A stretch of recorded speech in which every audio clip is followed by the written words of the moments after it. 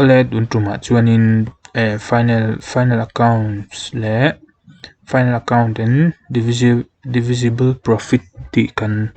ziranga ama sabera chuanin final accounts chu enge ni ti kha kan sai ma sadon ani. What is final account? Final account chu enge ni kan ti chuanin final accounts are those accounts that are prepared by joint stock company at the end of fiscal year atia asai fiana all sum berle simple bera chuanin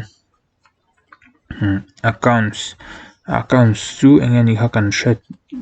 theu to company joint stock company kum topa account an prepare thin an siam thin kum top kan ti chuanin financial year kami January le December ni lovin financial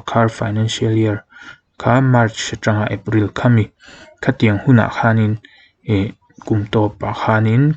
financial year kum topa khanin accounts an prepare thina chutiang chu final accounts kan ti kha ani a chu enga tan nge an siam kan ti chuanin the purpose of creating final accounts is to provide a clear picture of the financial position of the organization to its management owners or any other users of such accounting information. Tia a purpose bera chuanin kami company financial position akha financially in a poisa thu in engdin huna nge din kha company kha engdin huna nge din ti hriat nan khanin tiang final accounts kha siam thina nia kha company kha ba anga zok nge asset anga zok ti te kha company finance adin mun ba anga zok nge thil nei anga zok ti te hlok na profit anem ti te nge chan zong in akal ti te hatia ang chi financially adin mun kha khatiang hriat na khanin final account hi kan siam thina loan anga viau nge ram le khol te khatiang business ran na turanga viau ti te a poisa lut na zong khanin chu nan te entir nan alantir nan han kan mang thina chu kan siam thin na chana chu kami company management te le kami anei company nei tu te le kami company stakeholder kami company lo tel ve hrim te na engdin hmuna nge an din ti an hriat theih nan te le engtiam malak tur nge ti te an hriat theih nan khanin final account kha siam thin ania tin kami company tel ve kherlo tan te po midang outsider pon lam mi te tan po khanin kha company khanin investment ti na tla ka niam amo kha company kha engemaw thila thopui tla kan niam thopui chian niam ti hriat nan khanin final account hi siam thin ania tin bank ka temo financial institution danga loan an lak donin kha company han loan lo mamo ta se khati anga khanin an financial statement akha final account akha pek thina ngai bokani siam thina ngai ni. It is a statement of the financial position of a company etiani kha company financial position sumlama engdin mula nge din mek ti lan tirna ti zia chuana statement ti lan chua tirna ani chu deuh ber mena chuanin a dot le chuanin final account preparation involves preparing set of accounts statement at the end of an accounting year. The final account consists of following account. Final account chuanin account chi thuma neya masabera chuanin trading and profit and loss account kan siam thina dota balance sheet kan siam thina dota profit and loss appropriation account kan siam thina. Profit and loss appropriation account hi chu athena siam angai theya thena siam ngai lo na te po om thei ome adot le chuanin objectives of final account enge final account chu kan siam chan kan di chuan ni china kan sei tong khanin a poimo masabera chuan an siam na chan poimo masabera chuan ka company khan ka financial year chung khanin a hlok nge a chan hlok zong in nge a kala chan zong in ti hriat nan khanin a poimo a dot le chuanin ni china kan sei ang khanin eng ka company kha enge financial position sumlama halsat na tok mekem ti te khatiang hriat nan te khanin siam thina chuanin dot le chuanin to act as a source of information natia information poimo mania final account hi anei tu te poisa puk tir tu te enge lo invest ve tu te le khatiang mi kha company a interest nei mi tam tak tang khanin khatiang information kha alu ani chuanin final account a poimo le company finance din mun tilang chiang ber tu chu trading and profit and loss account kan siam hnuah khanin balance sheet kan siam thina ka balance sheet a ber kha ka company din mun enna tur chu ania chuanin balance sheet a chuanin kan hriat to angin liability side le asset side a awma liability side a chuanin heading lian deuh panga a awma share capital ti te share engzat nge kha company ha nei ti ziah na mun ha tin reserves and surplus kan ti te secured loans loan line unsecured loans and secured loan line current liabilities le provisions te tiang kha heading lian deuh panga neya liabilities lama han liabilities kha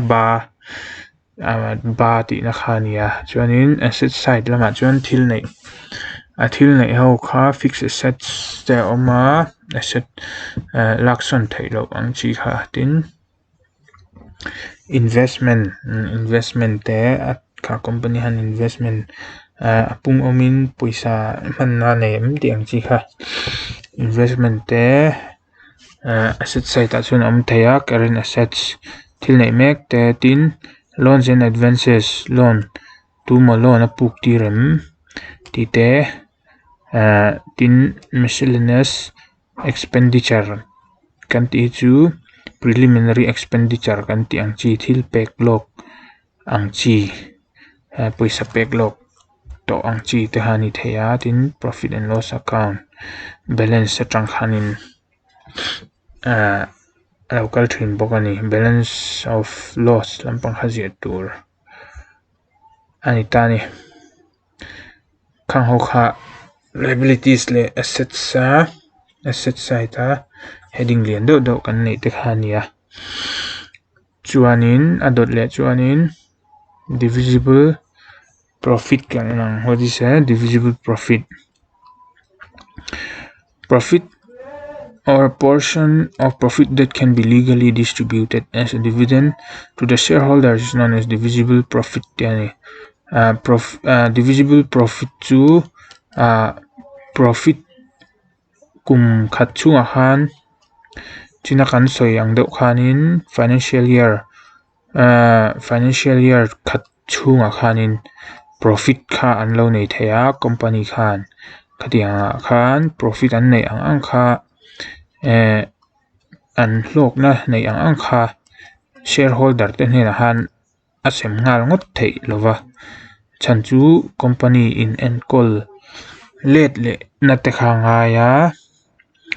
le bapek te po ngai theya profit atang khan khatiang chi khanin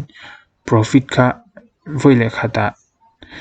khami company nei tu te shareholder te khanin anin sem ngal ngot thei lowa chumi chu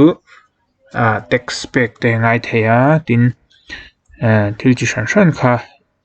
hlok na kha in sem ma khan engemaw man na tur kha oma khatia ang zong zong ti hnuwa khatia ang shareholder tele anei tu te na anin sem thei profit la chuang profit la banga chia kha divisible profit kan ti ang kha chu lo ni ta ni all profit of the company is not divisible la ti ani the number of factors should be considered while determining the divisible profit of the company profit kha in sem ma khanin in sem turten kha company hlok na kha in sem turten nan in sem ma khanin factor chi hran hran ngai tu phot ngai consider phot ngai kha omani tiani profits available for dividend to shareholders are known as divisible profits. From the strict accountancy point of view, it is essential that dividends should be declared unless there are compelling reasons otherwise. Only if profit remain after meeting all expenses, losses, depreciation